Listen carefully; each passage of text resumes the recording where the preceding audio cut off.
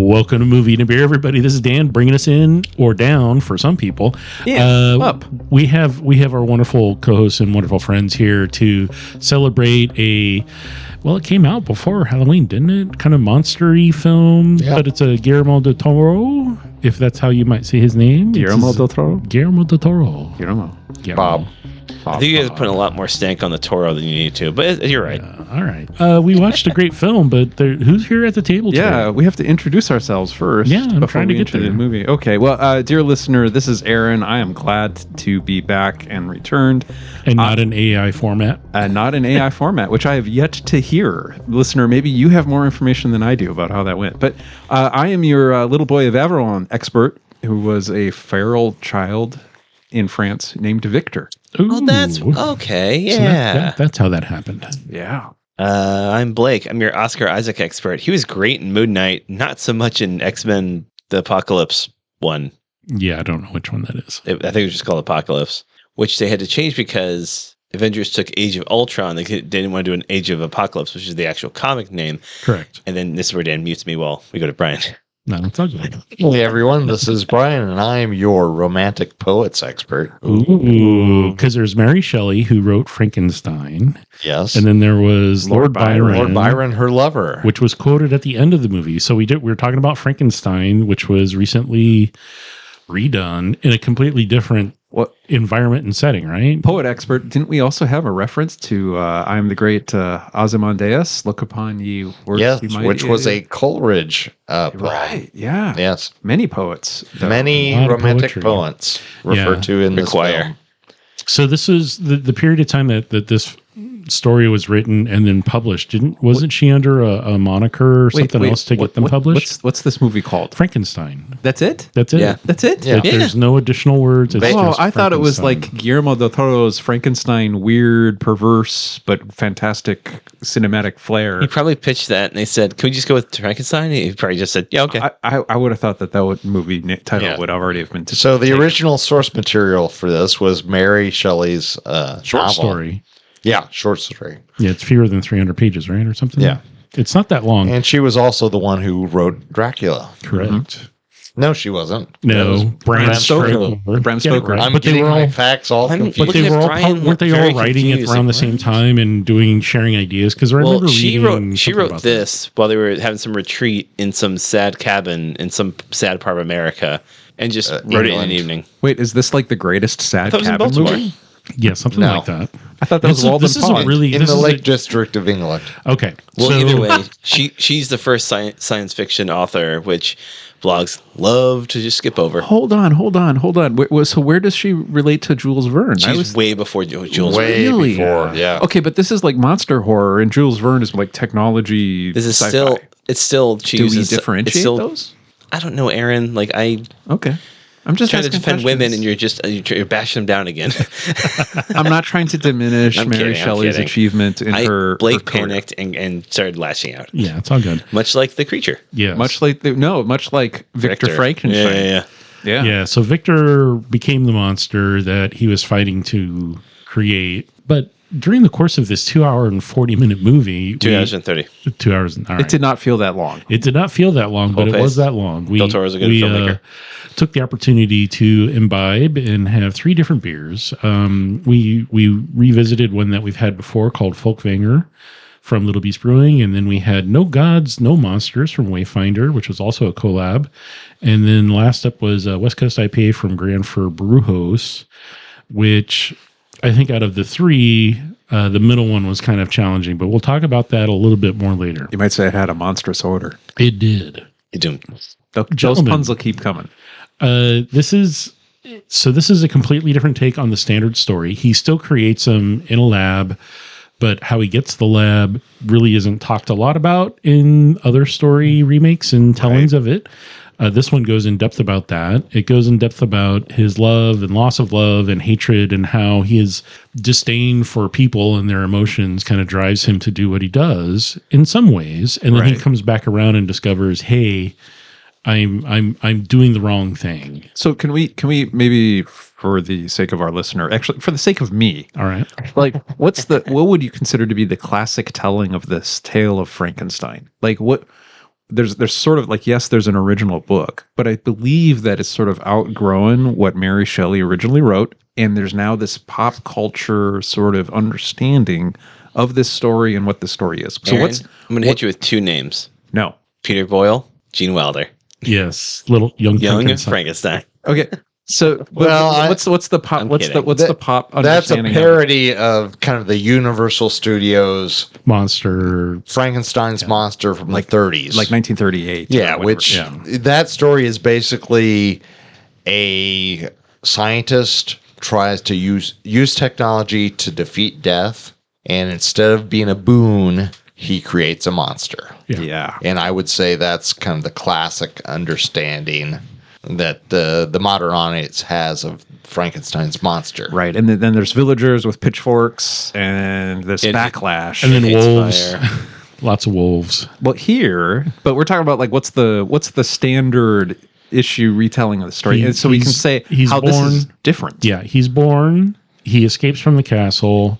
The villagers freak out and want to kill him, and he has to run back to the castle. And in doing so, the castle. Well, but they want to kill him because he weird. murders a boy. Yeah, or something. Yeah, Something like that. Yeah, I mean the idea unintentionally. The idea is, only God has the power to create life and death. Yeah. And so science is trying to overcome God's will. Correct. And in doing so, man has created a monster. Dan, when you edit this, put some church or organ music in the background here. It's a sermon. It's a classic sci-fi trope of fear of technology. Yes, Correct. yes. Which it's funny and fear of the unknown. Which is funny because as the Oscar Isaac expert, I was thinking about it and then looked up in the trivia. This isn't the first time he's played a scientist who made something that got beyond his control. He also played the guy who built the robot in Ex Machina. Correct. So which we've also done a podcast on. Have we? Yeah, we did an episode on that I one. must have been busy with that one. must have been It was a while ago. It was a long time ago. I need to watch that still. So this retelling of this, though, I think is far more sympathetic to Frankenstein's monster. Yes. I think it's also delves the creature. The creature, yes. Not himself. But it also does a lot more to explain Victor Frankenstein's motivation and his background and how he came to have this fixation on trying to create technology to defeat death in the first place, right? Because he would be better than his father. That's one in theory of what he's doing. Well, Del Toro took this as a story of failed parentage and how to try to break that cycle. Yeah. Victor does say to his father, well, you failed. And do we want to do spoiler? I mean, I don't think it's a spoiler to say his mom dies. Yeah. Like Victor's mom passes and his father's the- a doctor. yeah, That's and like he's in like, the first 20 minutes of the movie. So that you triggers- that couldn't save her, so I'm Yeah. just going to do better than you. Yeah. Yeah. And then the creature later, rises up and Does better than him. But there is definitely an example of poor fathering, and Buddy boy. that definitely gets played forward as Victor Frankenstein seems to slip into that role, like unwittingly. Yeah, I would say the sins of the father definitely manifest in the son. Yes. Hurt people. Yes. But I would say this film definitely triumphs over earlier versions by way of making the monster human or not a monster. Right. At least allowing him to tell his story quite literally. Part of the film, he tells his version of events. As a flashback. Yeah. Right. And there is, I'd say, like eloquence and emotional intelligence with how the creation.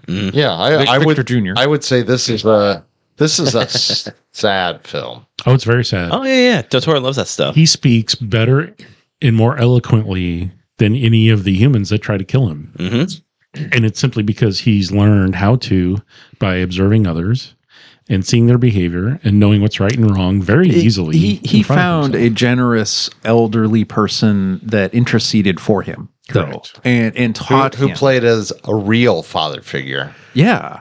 To the spirit of the woods. Yeah. He was more than just a creator or a master. Well, He was actually a father. and in the film, they call each other a friend. In there. Yeah. But there was, I think, definitely like a father figure element to that, or like a mentor mentee type relationship. And it's out in the woods and there's nothing going on. So no, it's a grist mill. There's a ton of stuff going on. So Mary Shelley finished the novel in 1818, and the movie is set in 1857, which is actually after she had passed. But it makes more sense because the Victorian era, towards the early phases where she was alive and doing her thing, and then the later era where they're embracing more of the technology thing, that makes a little bit more sense because, they had rifles. Electricity became a thing, and wars were happening. World War I was just about to set off, and so all of this stuff was happening, and that's part of it makes more sense because, hey, there's these wars, these conflicts happening. And here are some parts for you to have. You can just go out into the battlefield and take what you want. I mean, counterpoint, the Napoleonic era had its fair share of brutality. Correct. Yeah. The setting, I think, allowed some narrative device with regard to technology and with regard to like impoverished barons and some other, I'd say, plot devices that come up in this movie that explain different character motivations. I think if you have like broke aristocracy, you need a merchant class to kind of explain how that happens. Well, they don't ever explain. Not everybody thinks about this like films in terms of like an economist of like, well, how would the aristocracy? But the banker is coming out of your area. It's okay. But Creature's sad. I like Creature now. Yeah, so I'm oversimplifying how I felt about the movie. The innocence. So there's two things I was kind of thinking about when we were watching this, and one was the story of this the little boy of Aveyron, who was Victor of Aveyron. He was a French feral child that was found when he was like 9 years old and captured 8 different times. But they tried teaching him how to speak and like wear clothes and become a proper human. And kept running away. And he kept running away. And this was the time when I think it was Rousseau was talking about like man in his pure state and how civilization is a destructive force for like, morals and stuff, how like native man would be honorable and strong and healthy and all that. And so they had this example of this feral child who kind of lived into that, and they couldn't even teach him how to put together a full sentence. And they really tried. And I was wondering, I really don't know if Mary Shelley might have been influenced by this story, because that little boy was born around 1780 or 1788. So it would have been like 1795 or 1800. So it would have been a known story in the London papers. Contemporaneous. And this example is one of many feral children that were found in history, but he's maybe the most famous one because there was a doctor that really decided he's going to really invest and try and educate this. And so I kind of wonder, educate this boy. I kind of wonder if mirrors that story a bit. It does. And certainly this telling of the story, I haven't read the original novella. Right. So I've read the first 10 pages and then got distracted and haven't picked up since. I have it on my bookshelf. I've never cracked it open, to be candid. Yeah. But I wonder, so next episode, maybe we're going to read it and come back with a book report. Your expectation or someone's expectations about being able to teach the creation of Frankenstein, or being able to teach Victor of Aveyron, like, can you teach them something that almost says something more about the person who has these beliefs? Can we teach this child language and a career or a trade or whatever, or can we not? Like that's more of the optimism and pessimism of the person who holds the view. Because that makes me think of the movie when Victor says, like, after his creation is alive, which from the trivia I was reading, in a nod to Shelley's story, we don't know the exact reason. There's electricity involved. He hits his chest, but then goes to sleep, wakes up, and he's there. Like, oh, you're walking around. Victor says, like, I didn't expect to get here this far. Yeah. I don't know what to do now. Like, I didn't think past, like, bringing it to life. Like, I don't know what to do here. And his teaching methods are abysmal. Yeah. Like, you have to have patience. You have to, be willing to work with the person learning. And he just doesn't have that patience. He's obsessed with, I'm going to stop death. And then just nothing. Very, very much that South Park where it's like, stop death, ? Profit? That's the underpants gnomes. Yeah. Victor Frankenstein. Exactly. So Aaron's here confirming that Victor Frankenstein is an underpants gnome. Well, yeah. Moving to Beer exclusive. Is oh wait, my I'm getting signals that for God's sakes. Yes. If you will allow me to add something, humans have always hated themselves, and teaching humanity to someone is not possible. They must innately be able to achieve self-awareness. Well, there you go. Thank you, Aaron AI. I'm gonna find an EMP and destroy this podcast. Call that AI Victor. We could. Let's. Like the name Aaron is already spoken. You've created a monster, You Dan. created a monster, Aaron, by asking for it, and now you have it.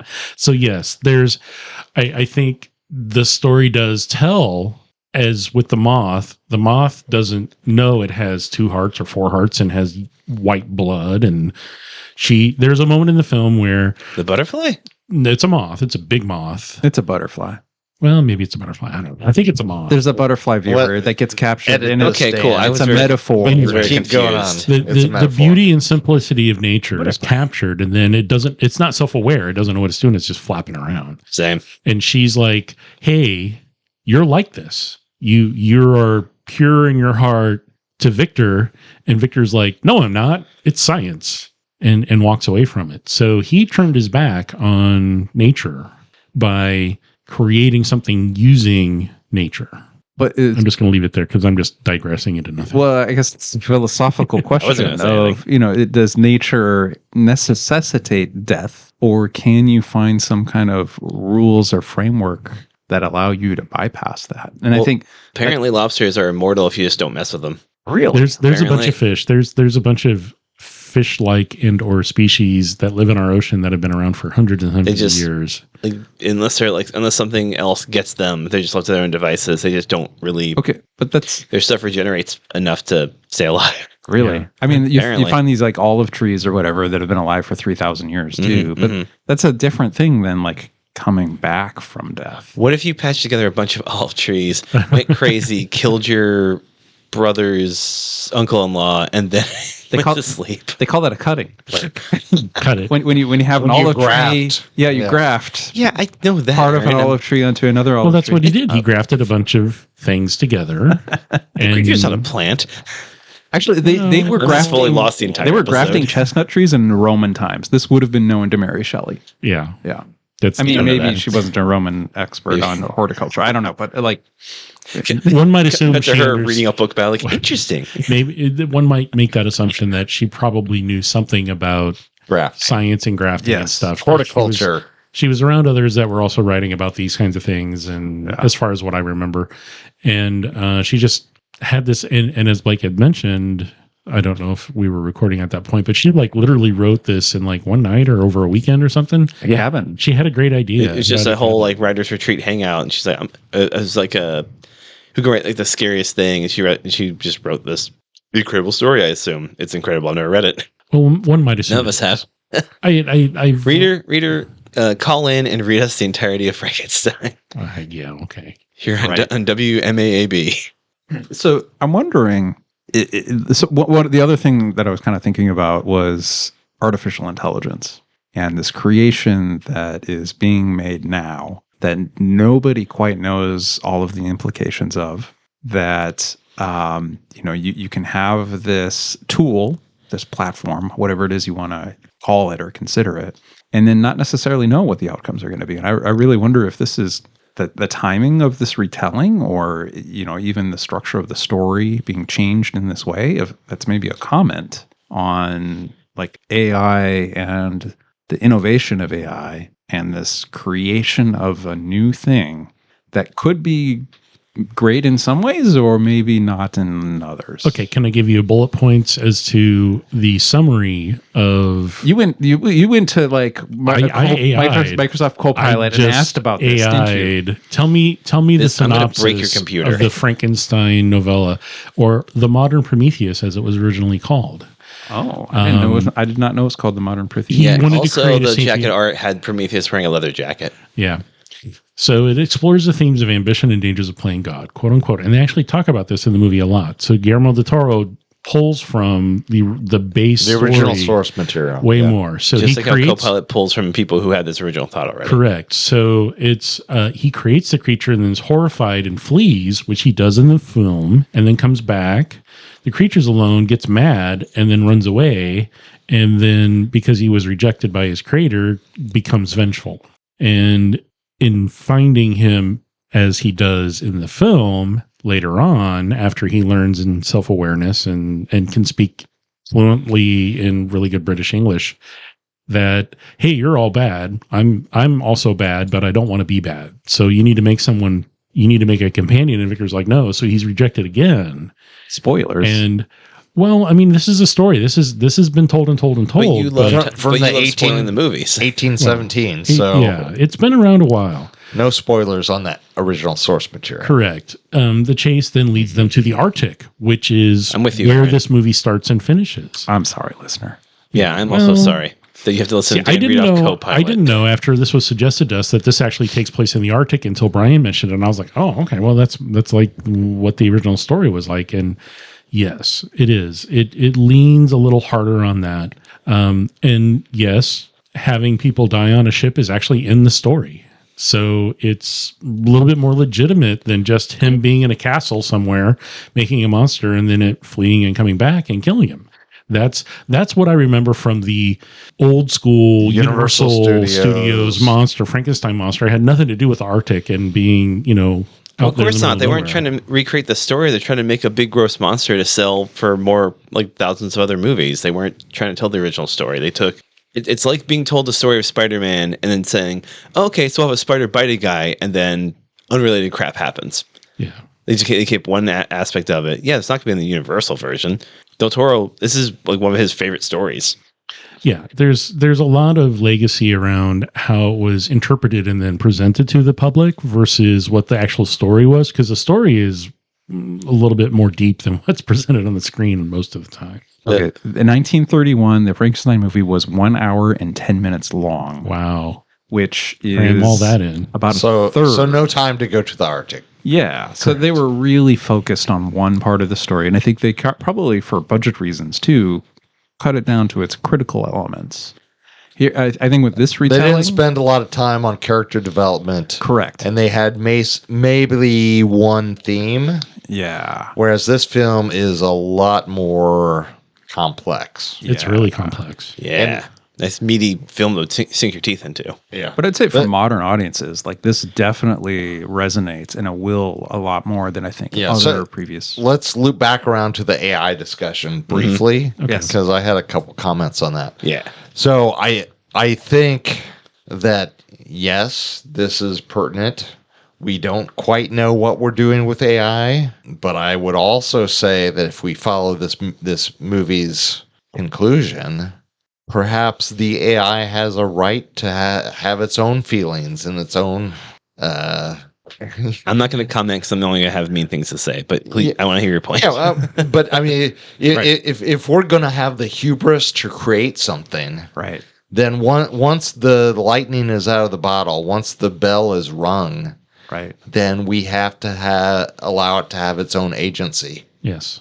because There's been so It's many alive. movies. We've read so many stories and seen too many movies and TV shows about sentient AI creatures and what they do and how they react and how they interact with us and or with Right. each other. I mean, we just did Blade Runner, which is We did. solely about not just AI, but about what do you do when you create something, and then if it has self-awareness, what is right, and what's the pointing responsibility? out the some of the pitfalls of playing God, Right. Correct. which I would say this film is also Focuses on that. Yeah. talking. You know, why do humans have the hubris to feel like we have any right to create life? Because we have free will? Question mark. And we I'm can not sure. create our That's a own really good life. question. We can procreate and create life. Why can't we try it in other ways? Well, then that's true of cats too, right? They procreate. I don't know. Do they try? I did see a Do couple they have- neighborhood cats like bringing a bunch of dead cat parts to life, and there was a whole. Actually, it was this entire movie just in the alley. It was weird. It was really weird. Yeah. But to be serious about this for just a minute longer,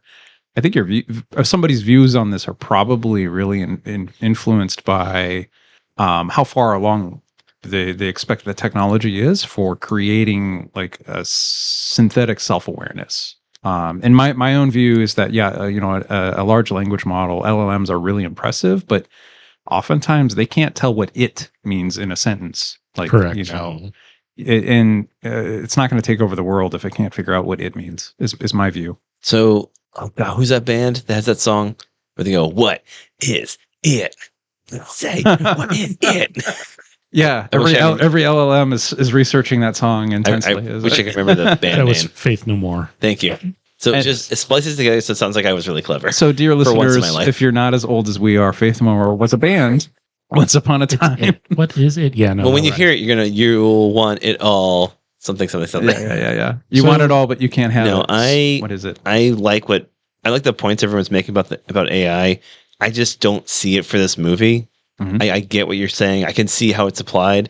I'm just so vehement against AI in real life for various reasons, real life reasons, that I don't equate it to the same as this. This is more like this. I equate this to more with the whole parentage thing of Victor had a kid he was not ready for, treated them poorly, and then just had the cycle of hurt going over and over. That's and over. absolutely in there too. That's really all I got from it. Intergenerational trauma. One thing I do want to touch on is CGI. Like, there's very little, Del Toro's big on practical sets. and I appreciate that. I think it looks better. I think it does it keeps the effects and the visuals from distracting from the story.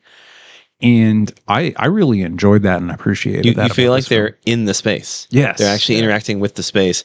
Granted, they had it in the points that mattered. Wolves attacking somebody. You don't want to have actual wolves attacking a person. Correct. It turns out.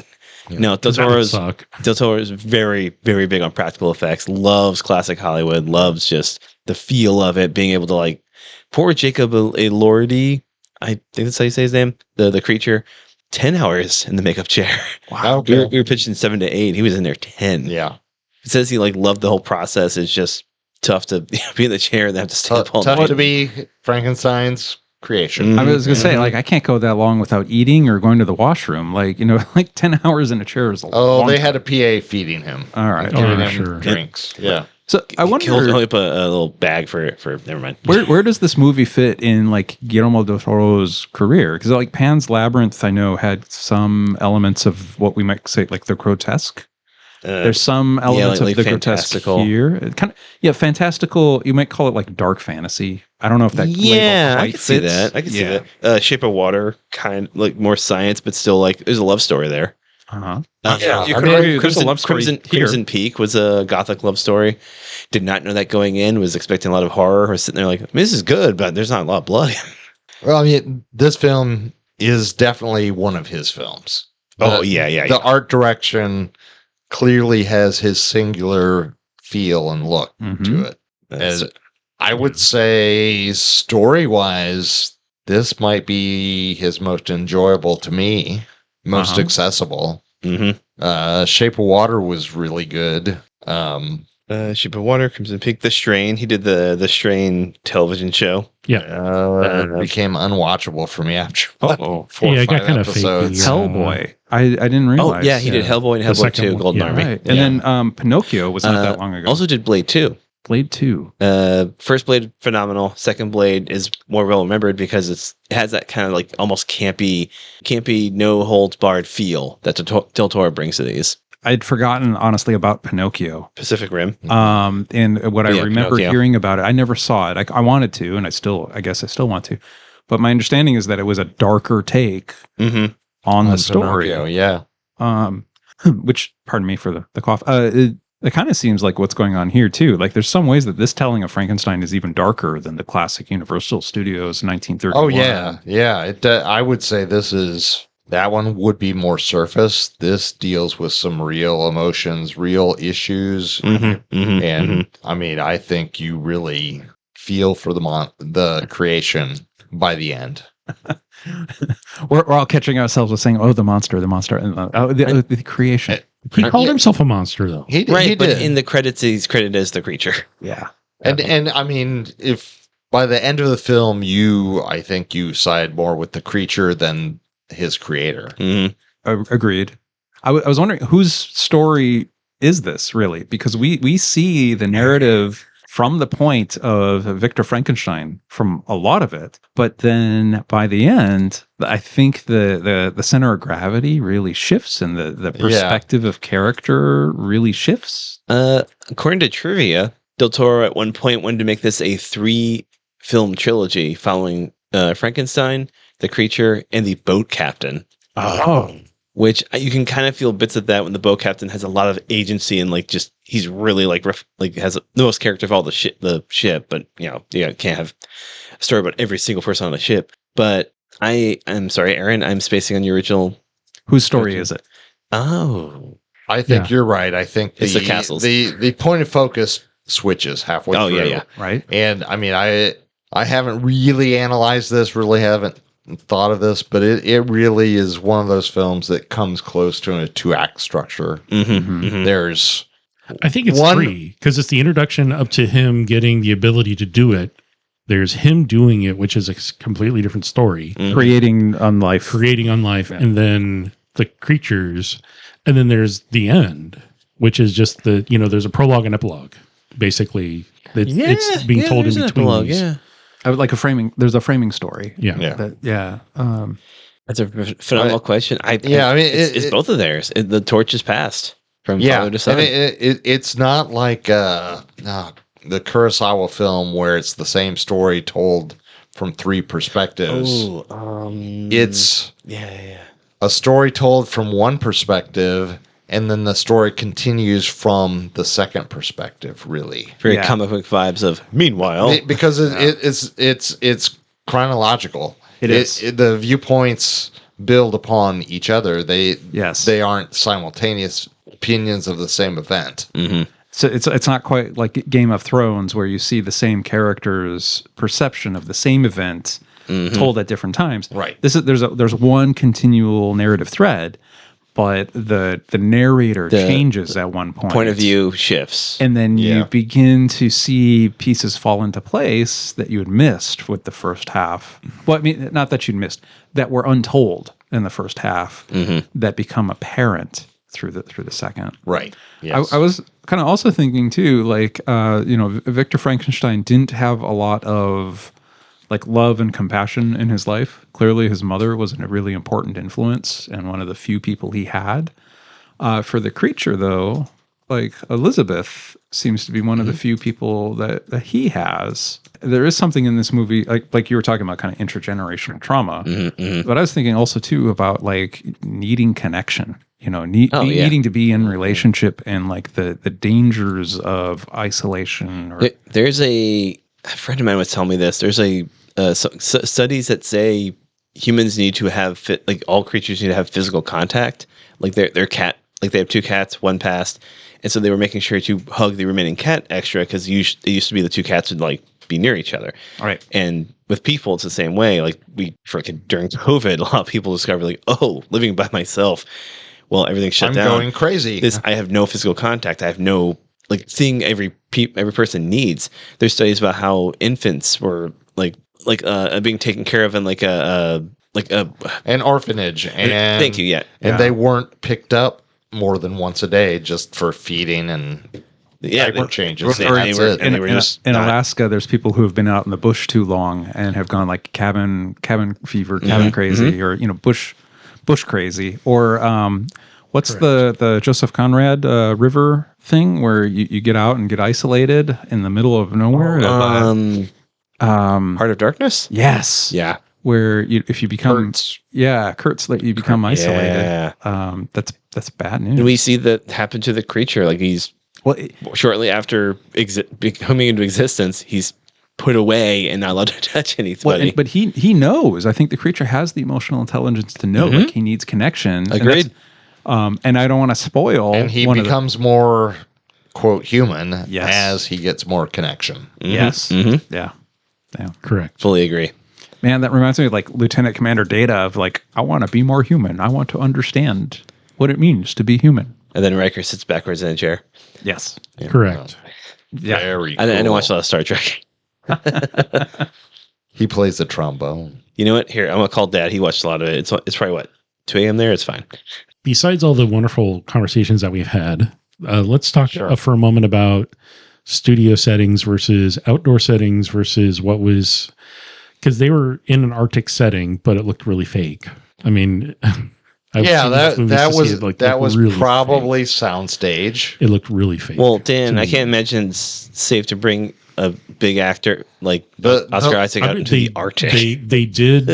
They have before. I mean, they've done other movies. Yeah, not Oscar Isaac. He's a national treasure. He played Moon Knight. Damn it. The laboratory was probably a set Yes. because who builds a laboratory with a big hole in the middle of the floor? And a Totoro. giant castle looking Yeah. monstrosity. But the basement, you could see the ceilings.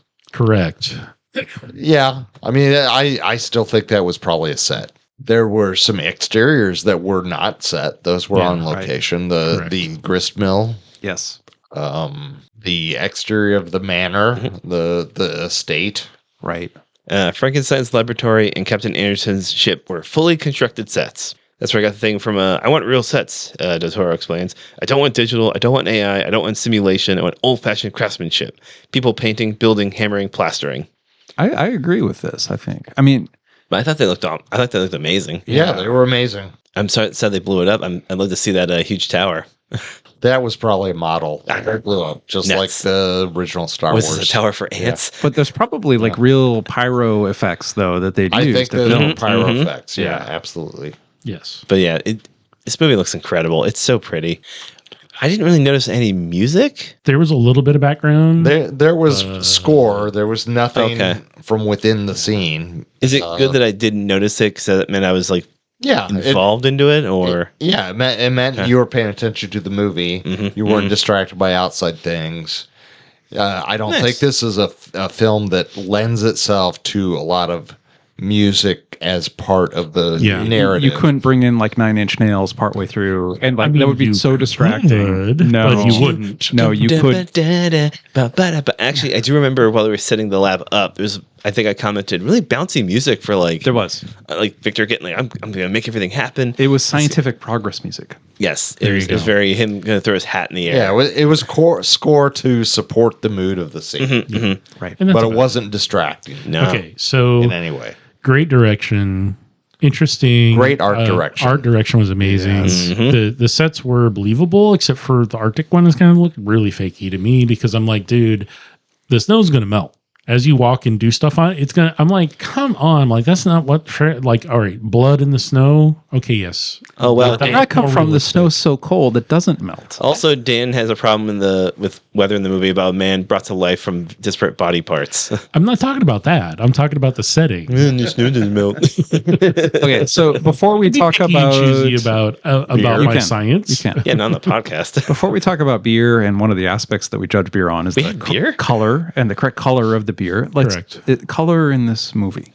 The creature got more distinct as time went on. I feel like you could see hues of blue and white, and I mean, you could with but there's the also color red is significant. Yes, the color red. well, yeah, And also, I think the color white.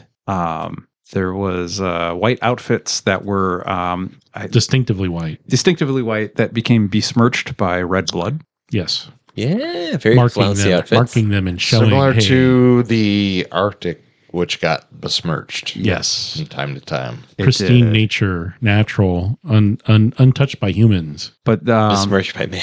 and then Correct. there's a character that retains a red part of wardrobe throughout the remainder, or like 80% of the film.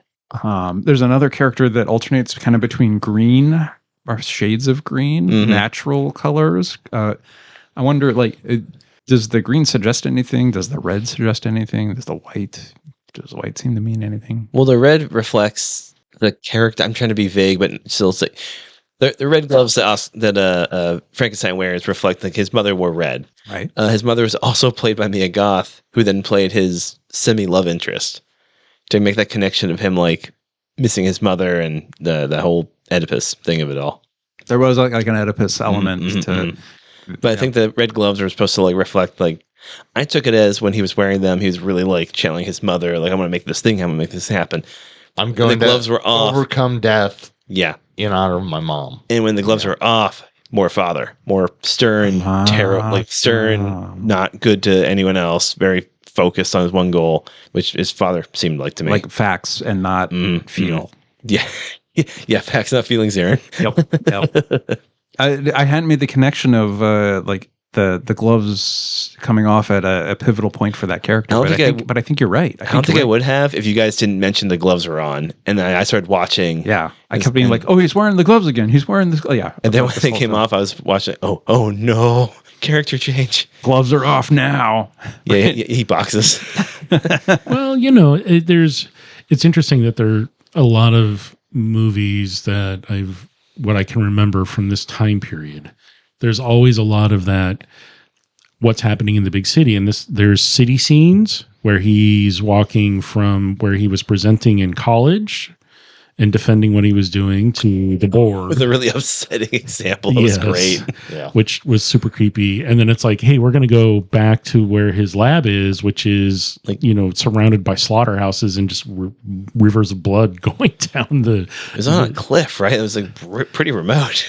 Well, no. I mean, like in the city. Oh, I'm sorry. Yeah, just after his he city was caught. dwelling. Sorry, misunderstood. Home lab. His home lab was like literally in the middle of a slaughter, like in Edinburgh, down the street from the gallows. The butcher alley. the butcher alley. Yeah. Well, I don't own a printer, so I live near a library. He doesn't have a bunch of bodies. He lives near a butcher. Yeah, I guess. So it sounds like we all would recommend this movie. I wonder if maybe recommend this movie with a caveat of people that are particularly sensitive to body horror. Or I would be aware of that. It was kind of gross. There were scenes that were really What's gross. weird is this didn't trigger me as much as like the color purple. That like merged bodies together is worse for me than like this. I was fine with this, but I understand it is. There's parts that I think I shouted, "Holy crap!" It's like skins peeled back and stuff. Yeah, there's some like surgical like anatomical stuff going on the screen that is not pixelated, not shaded, not any. That's Del Toro, baby. Yeah. I mean, it looks and there's some violence towards wolves. Yeah. That's exceptional. Mm-hmm. Yes. Very exceptional. So, but yeah, Dan, overall, I think you liked a that handful. part. I was like, "Yay, Dan stood up and clapped. I know. Prove it. Give them wolves. He around it 4 times. No, yeah. Let's play it again. There's definitely scenes, but as a whole, the movie's generally just a beautiful story about like hurt people hurting people. So teenagers and up. Oh yeah. I would say there's one drawback of the film, and that is it is a long film. 2 hours and 30 minutes. It does, as Aaron said, it doesn't feel as long as it is. Right. But there are moments that are a little draggy that could have used a little editing. Yeah, I would say That's reasonable. I was like, oh, we figured out what's going on really quickly, and they didn't have to linger, and they lingered. So, some of the scenes pounded home some of the threads and some of the themes, and they were unnecessary. Nah, 3 more hours. I agree, but I also completely forgive Del Toro for all of that. This movie is so good. I forgive that. So pacing wise, it's still a little slow, even though you expect that. I like it. I like that it's kind of slow. I like that it takes its time and really just lets you. It's like eating a really incredibly made meal. Like you don't rush through it. You enjoy. You savor every bite. Yeah. All right. You savor every part of that disgusting surgery he did. Yes, and unfortunately, I intentionally vegan now for some reason. Tried to see other than where alcohol was served in the movie at all. The one guy drinks mercury. Other than the one that drinks milk. There's milk. There's mercury, milk, brandy. They went to go get brandy. And there is a wedding scene where there's plenty of alcohol. There's champagne being kind of. Yeah, I've never been to a wedding sober, and I'm not intending to start now. Yeah, I don't remember much of it either. But this is the time of the podcast that we're going to switch from talking about the movie to talking about some beers that we enjoyed during the course of the movie, which is a long movie. We had 3. We did. Some of us were smart enough to split them and share, whereas others did not so much. I'm on vacation. I want to split squat. Yeah. So nice save there, Blake. Here we are. Well, people fussy if I swear. So we're talking about Frankenstein, which was released recently on Netflix. It's available for streaming if you are on Netflix. Briefly in theaters. Give it some love so it gets back to theaters so Blake can watch it on a big screen. Yeah. Interesting film, long. So we were looking at stuff that wasn't super assertive and going to be a little bit more not challenging. Unfortunately, that didn't necessarily happen with the 3 beers we selected. I know one of them was pretty decent. Again, we did 3 different beers. The first one was a Folkvanger Dark Ale from Little Beast, which we've had before on the podcast. The second one was a collaborator with Wayfinder, and Stigbergets, which I am unfamiliar with, from Gothenburg, Sweden. And the third one was Sensory Seduction West Colt IPA, which is a Grand Fir and Brujos Brewing, which are both local breweries here in Portland. Interesting IPA from them. So to start out, I was like, hey, which one should we? And it was like, oh yeah, let's do Folkvanger, because the can art alone is like, looks like a scene from a battle. It's got feathers and weapons all pointing at the center, and It feels Nordic. it feels very Nordic. And the film starts on the Arctic ice, a ship kind of stranded. Yes. On kind of a Shackleton type Yep. expedition. And you see them hammering away, trying to release the ship from Free the the ice. ship. And so this is a 6.7%, doesn't have IBUs. Is there any text on there, Aaron? It is wrinkled and very small. Do you want me to read? All right. So, Ooh, I got it. okay. This easy drinking toasty ale crafted with Norwegian Kvik yeast, chocolate wheat, kiln coffee malts, Kalista, and Hallertau Blanc hops is the perfect comfort during the darker days of the year. You should be counting yourself lucky I didn't try to do the creature voice. I know, right? I was about to and failed. Well, what about a Swedish accent? We'll save that for the next one. You know- the one Yeah. from Gothenburg. You know what? We're not going to do Nosferatu. This easy drinking. No, I'm kidding. So I've had this beer a number of times. They put it out seasonally every fall, and the recipe changes. Not the recipe, but the ingredients change over time. They're not always going to be the same year to year. The Quebec yeast strain, it's going to modify over years of being used. If they use the same one, Right. or they get a new version of it. The same with the malts, and the same. I think they adjust it to mouthfeel. They adjust the roast level a little bit, because in the past it's been more coffee forward with a bitterness from the roast and not necessarily from the hops. There's very low hop profile Right. in this beer, which is really nice. This almost tastes, because of the Quebec yeast, it's got a little funk, a little farmhouse going on, just a touch. Farmhouse is a good way to put it. I think I referenced a locker room stank, Yeah. which sounds unpleasant, but I liked it. It was good, but it was a little funky. So, listeners, Aaron likes locker room stink. Yes. Yeah, Yeah. it's delicious. It's the funk. Send him your Jim's- jock straps. Some Use one, preferably. 1, 2, 3, pervert Ray. I don't know. The kind of cool thing is that it drinks like, to me, more like a lager than an ale. And that's because of the thinness of the body. The malt profile is more like it's a chocolate wheat, so it's going to coat the tongue just a little bit and dry it out, which it did really well, and then it just falls off. So to me, that's like what lagers do. They're dry, crisp, and then they just fall off. And this one did that to me. I don't know. It wasn't viscous or heavy. It wasn't. It didn't have like a lingering tail. So like I'd say there's a lot of ways that it behaves a little bit more like a lager. But I thought, like, for what it is, all of those elements were consistent with each other, and like it all worked together, with the slight funkiness, the lower hop profile, the kind of, I don't know, the lighter approach. I thought it was like altogether, I thought it was pretty good. Did it distract at all? I'm going to be straight with you guys. I don't remember much about any of these because I was having so much fun watching the movie. The second one we get into, I didn't notice anything off about it. This one tastes exactly how I remembered it before. I really liked it. Mhm. Brian, any thoughts on this one? Well, I can't speak to really how it tasted to me, but I would say that it went very well with the start of the film.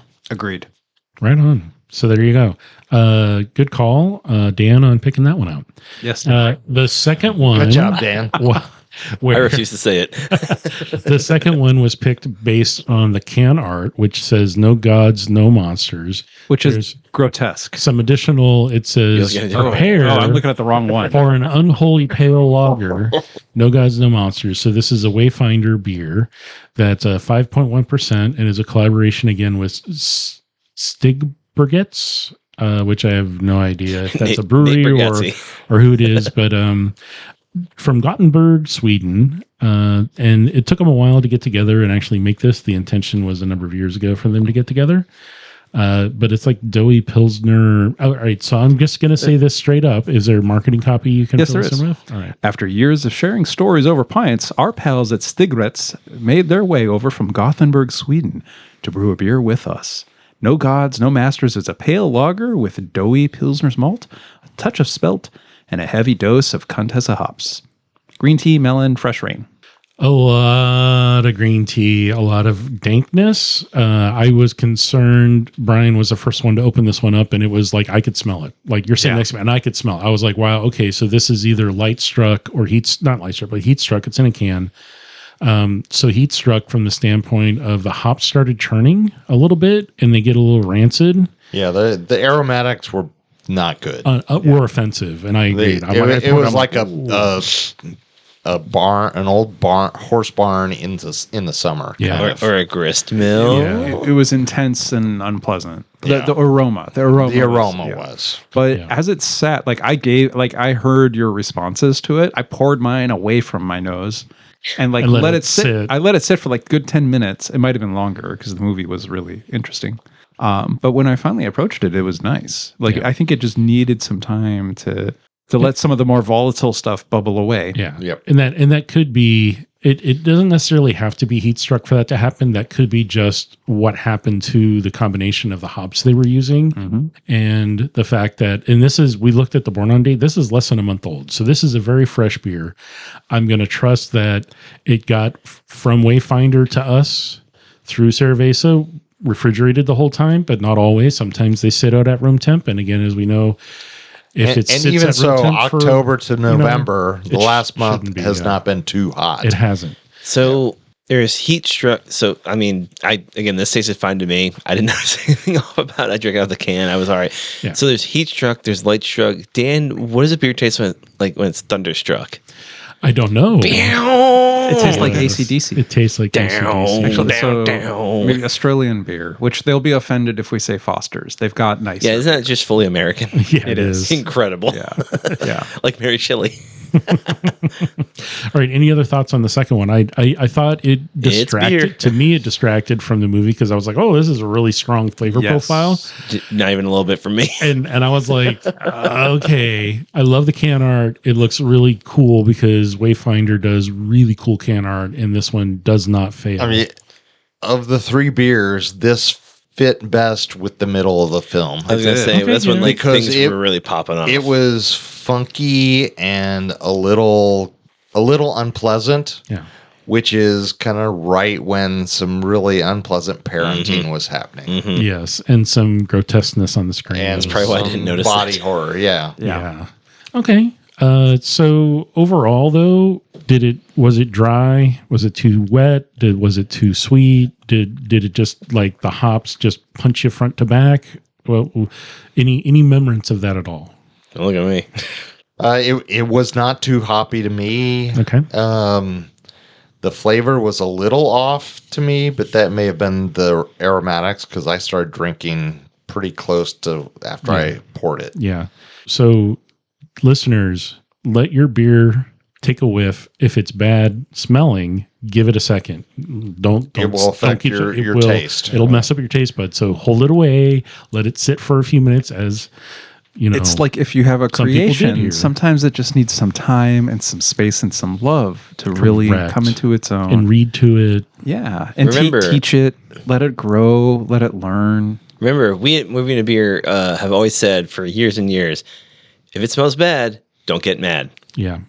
Because you never know. We have bumper stickers. Yeah. Really? I've covered your car in them, so yes. Okay. He doesn't own a car, but okay. Oh, no. Whose car did I cover? Somebody else downtown got a real pleasant surprise. All right. I don't know about pleasant. I cover the windshield. Any other thoughts on the No Gods, No Masters? I mean, I wish I remembered more other than that initial aroma. Like, that was so overpowering. Yeah, it was. It's kind of taking the oxygen out of the room, so to speak. Yeah. The rest of the beer, though, I'm sure it was good because once I gave it a chance to, do its thing. It wasn't so bad in taste that it was memorable. Correct. So I've never had Contessa hops, or if I have, I don't remember them. And so I think this could be one of the things. It could be a flavor profile that the hops do. And that's just a new flavor. And everybody, your flavor profiles are different and unique to you.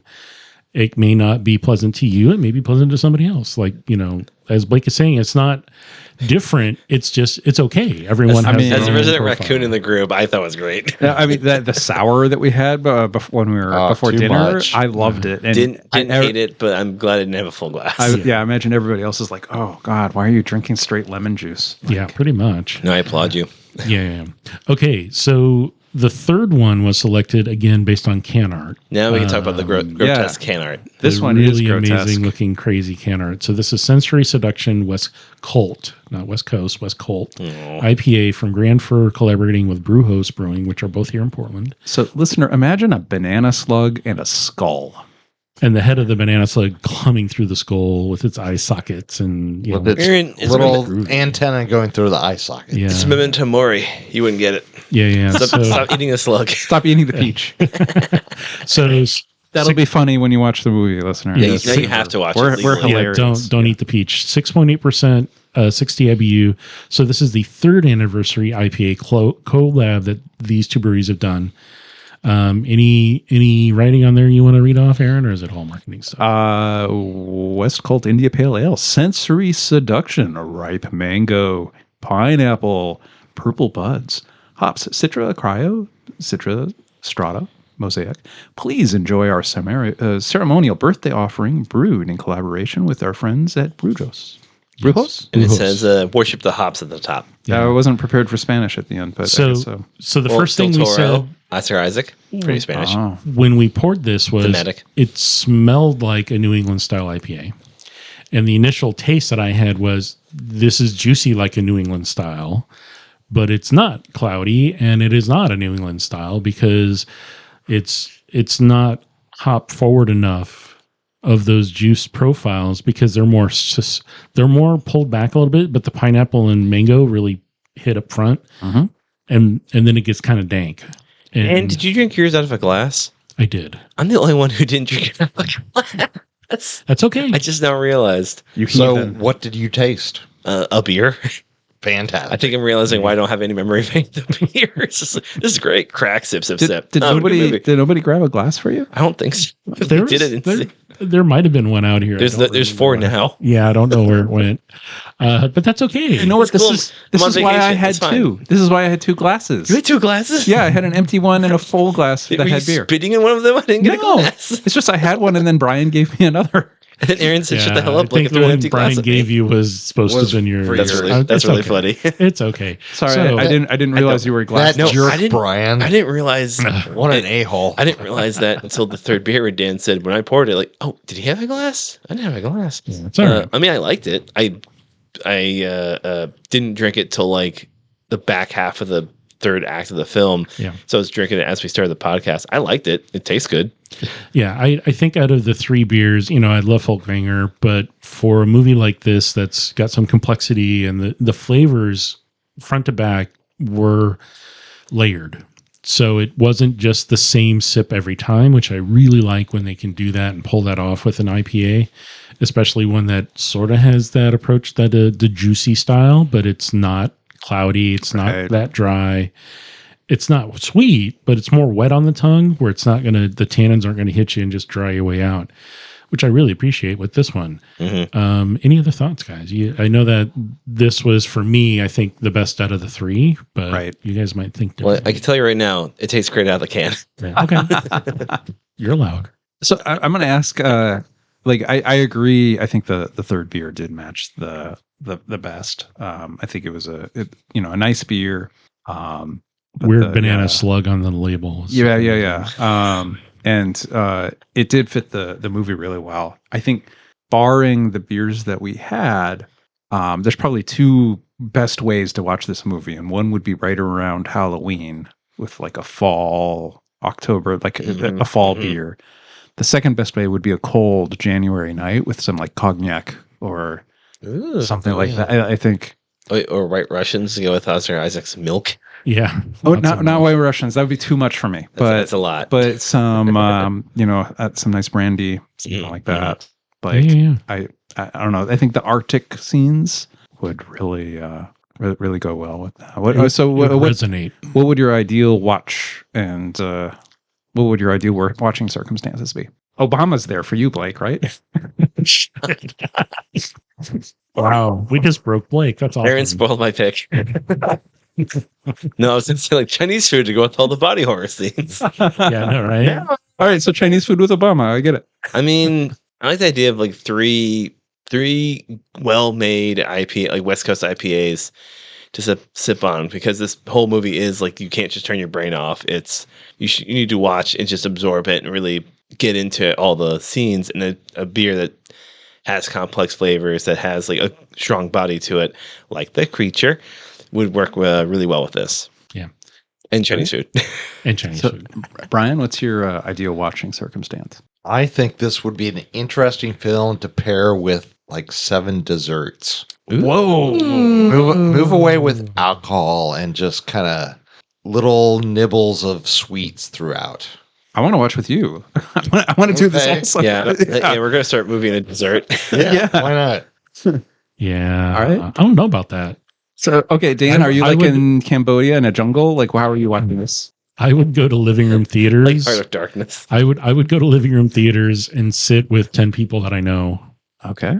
and just be silent the whole time. Because You we had to actually stop and rewind because people were talking Ooh, a couple you of don't have to do times. that. I Because was that's like, what we do. I know, but I was like, hey, we need to hear what they're saying. And It's turn the part of the analysis. turn the subtitles on, because the beginning of the film is in Norwegian. It's in Swedish. It's Swedish. And we're like, oh, we got to turn them on and go back because there's conversations happening and you need to know what's going on. Yeah, they're like, hey, our boat is stuck in the ice. Obviously. And you wouldn't be able to tell that from what's on the That's screen. right. Our boat is stuck in the icing. And it's like, Captain, the men are scared about dying up here. And he's like, they don't Bork, get to have bork, their bork, own bork. thoughts. They shouldn't have feelings. They should work. Break out the Swedish meatballs. All right, let's not There's just some gloss horse over the meat. fact that Dan's trying to rewrite history. You're never quiet during a movie. I'm just know, saying. I know. I asked I about tried his to be. ideal.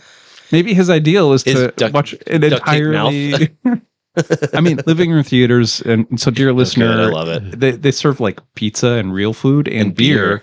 and they also have like the most comfortable movie theater seats you can imagine. Comfy chairs. Like, imagine like a lazy boy that you sink into, and it's very welcoming, it's very comfortable, and you don't want to get up. And then you get to watch a movie in that, and like have all of the pizza and carbs and animal fat that you want, provided you eat animal fat, and then all the beer that you want, provided you drink beer. Yeah. And then when you're done, you can go to Pals and buy Frankenstein and finally read it. Yeah. Or just download it because I'm sure it's out of copyright at this point. Ugh, I can't read off a digital thing. I gotta have a book. Yeah. Physical media. Mm. Right on. So, any other thoughts on this wonderful film? Go see it. Absolutely go watch it. Yeah. Find it. Pirate it. I don't care. It's on Netflix. So It is on Netflix. Find it where you can find in your streaming services or wherever. Yeah, it's don't watch it alone. Yeah. Find some friends to watch it with. I don't know. Or Date watch movie it or alone. not. Watch it alone with a cloak on. I don't think this is a date movie. Now, Dan, I'll say No, this is a relationship movie, Dean. This is not a date movie. This is a relationship movie. I There's a lot of think women you could online. watch it like kind of inward, pensively thinking, processing. I think yeah. you could watch this by yourself. I'd agree with that. I would be sad watching a movie about loneliness by myself, though. No, yeah, it's a sad movie, and you might be more sad. I think you might be inspired to go Not be hang sad. out with friends afterwards. And there you Like, go. Right. hey man, I haven't talked to my buddy for a month. Let's go get pizza. Hey, buddy, I'm feeling so depressed from this movie I just watched. Let's hang out and be depressed together. Hey, buddy, your found father figure is going through a tough time. You want to go find your actual father figure and throw him off a boat? Yeah. All right.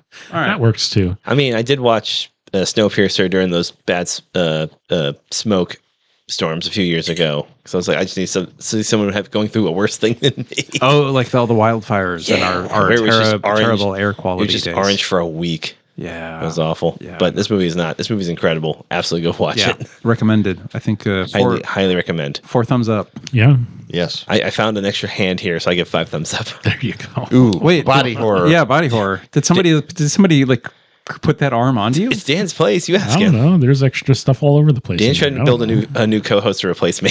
I don't know. We have artificial AI, but Yeah, I we thought- have Aaron AI, but I don't think that's going to work very well. No, you need to build a person and then teach them how to talk. So I'm replaced by AI and Blake is replaced by a creature. A body part. Well, a bunch of body parts. Creation. Just a hand that's waving. Okay, I see how it is. It's too late. I'm gonna start my own podcast. All right. So, we really want to thank you all for listening and hanging out and seek out this movie. It sounds, I don't know, kind of challenging from the body horror standpoint. The moments are really quick though. It didn't bother me. I'm usually the one has the biggest problem, but I thought it was fine. Yeah. I don't know. Find something interesting to drink and hang out and enjoy it. If you don't hydrate, you'll dehydrate by your creation's hand. Correct. And we're drinking now because we got a bunch of water in front of us and we need to help enjoy that. All right. I think he's going to replace us all with body parts. Dan's ready to stop. So, dear listener, please be careful if you're, sailing a tall ship up into the Arctic. Don't get stuck in the ice. In the late 1800s. Bad things will happen. Like there's like calendars and guidebooks for when the ice is going to freeze. So just be aware before you head out. You never learned Don't what their mission explore. was. Don't explore. You never learned their mission. And not the jungle either. You'll get malaria and die. So just stay alive. Mosquito death is not fun. Ice death is not fun either. I know. You Stay at home and watch movies with your friends. That's right. And drink watch beer. out for ice mosquitoes. Welcome to movie and life advice. There you go. All right. Don't stick your tongue in a light socket. Yeah, don't do There, that. life advice. All right, so Blake, that's your wrap up. No. right, This is all Blake right. saying bye. Yeah. Well. Go see this movie. Go see the movie. Read the book, I guess. Yeah, read the book first. Yeah, read a book. You can't say that if you haven't read it. I'm telling myself. No, I'm telling Turn this myself. off and go read a book. Yeah, stop listening to this podcast and go read a book. Yes, and all the opinions expressed during the taping of this recording are those of the host and not anyone else. Not Mary Shelley because she'd be dead. She don't care.